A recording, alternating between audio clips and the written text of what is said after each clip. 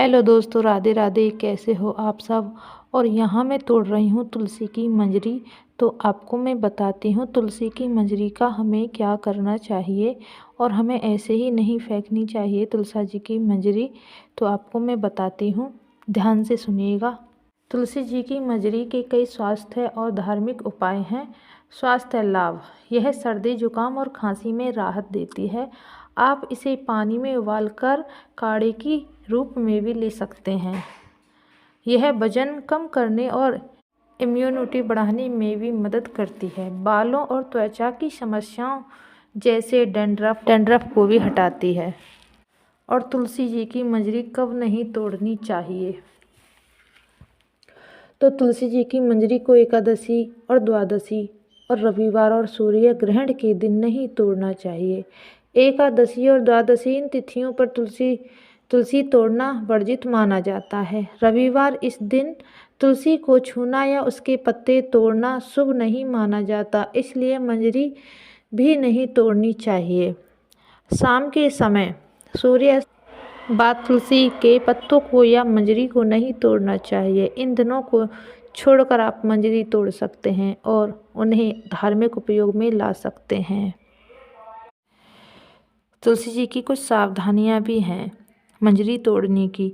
ज़्यादा मंजरी न रहने दें। तुलसी के पौधे पर बहुत ज़्यादा मंजरी नहीं रहने देनी चाहिए।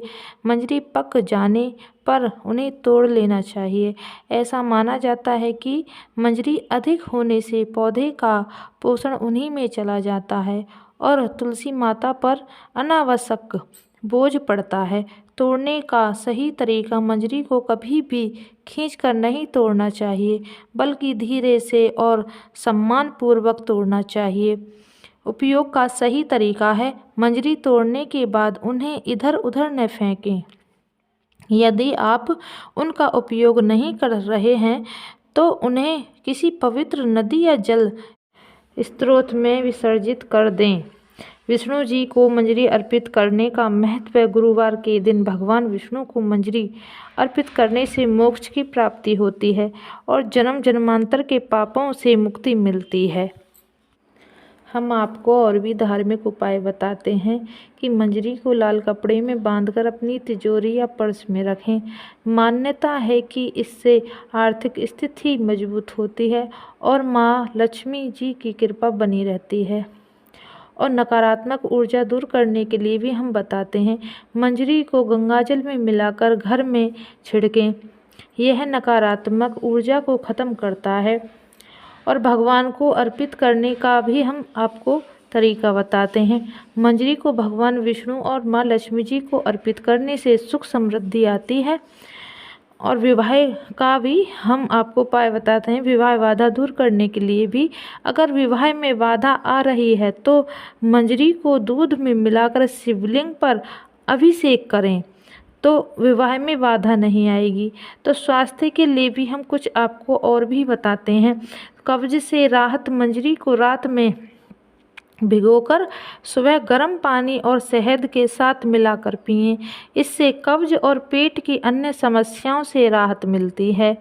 अन्य फ़ायदे भी और बताते हैं आपको हम। तुलसी की मंजरी को सुखाकर पाउडर बनाकर प्रसाद के रूप में भी इस्तेमाल किया जा सकता है।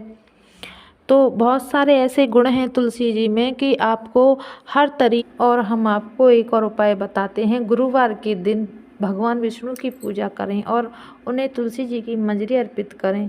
इससे रुका हुआ धन वापस मिलने की संभावना होती है। तो बहुत सारे गुण ऐसे हैं तुलसी मैया में, उनकी मंजरी में, उनके तने में हर तरह का गुण है। ऊपर से नीचे तक तुलसी माता में गुण ही गुण होते हैं। तो और हम एक और नियम बताते हैं, तुलसी पूजा करें तो तुलसी की नियमित पूजा और मंजरी को समय समय पर उतार कर भगवान को अर्पित करते रहना चाहिए। उससे धन लक्ष्मी और अच्छे अच्छे योग बनते हैं। घर में कोई परेशानी भी नहीं आती है, कोई कैसी भी परेशानी हो सब भगवान दूर करते हैं। ठाकुर जी की कृपा आप सभी पर बनी रहती है। तो इसलिए ही तुलसी मैया में बहुत सारे ऐसे गुण होते हैं जो कि आप पर कृपा बनाए रखते हैं। अगर आप नियमित समय से नियम से हर चीज़ को करें तो तुलसी मैया कभी आपको कुछ भी नहीं होने देगी। और मैया की पूजा भी करें, सेवा भी करें और लाभ उठाएं अच्छे अच्छे। तो सब दिव्य लाभ तुलसी माता में हैं। जो भी आप चाहते हो वो सब कुछ मिलता है तुलसी माता से। तो भगवान की कृपा आप सभी पर बनी रहती है। तो आप ज़रूर करें ये उपाय। तो आप एक बार करके देखें, फिर हमें बताएं और कमेंट में ज़रूर बताना कि आपको ये उपाय कैसे लगे। तो हम आपको जैसे जैसे हमको याद आते जाएंगे उपाय, वैसे ही हम आपको बताते जाएंगे। तो हमें एक और उपाय याद आया है कि मान्यता है कि तुलसी अर्पित करने से हनुमान जी भी प्रसन्न होते हैं और अपने भक्तों की संकटों से रक्षा करते हैं। तो एक और चीज़, मंगलवार के दिन हनुमान जी को तुलसी अर्पित करने से घर में सुख समृद्धि का वास होता है और धन संबंधी समस्याओं से भी मुक्ति मिलती है। तो देखो भाई, हनुमान जी भी प्रसन्न होते हैं तुलसी मैया मंजरी को चढ़ाने से।